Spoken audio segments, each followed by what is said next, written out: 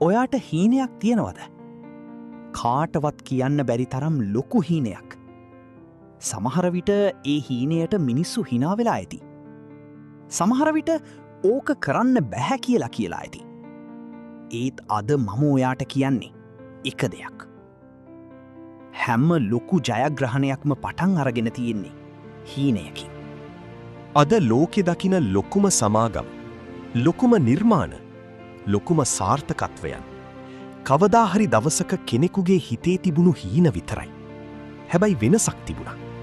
ඔවුන් හීන දැක්ක විතරක් නෙවෙයි. ඒ වෙනුවෙන් වැඩ කළා. වැටුණා. වැරදුණා. අඬලා ඇති. නින්දා අහලා ඇති. ඒත් නතර වුණේ නෑ. ජීවිතේ භයානකම දේ පරාද වෙන එක නෙවෙයි. භයානකම දේ තමයි ඔයාගේ හීනය අමතක කරලා සාමාන්‍ය ජීවිතයකට හුරු වෙන එක. අවුරුදු ගානකට පස්සේ කැඩපතක් ඉස්සරහට ගිහින් මට පුළුවන්කම තිබුණා. ඒත් මම උත්සාහ කළේ නෑ කියලා හිතෙන එක. ඒ නිසා ඔයාගේ හීනය කුඩාද ලොකුද කියලා වැදගත් නෑ. අද එක පියවරක් හරි ඒ දිහාවට යන්න.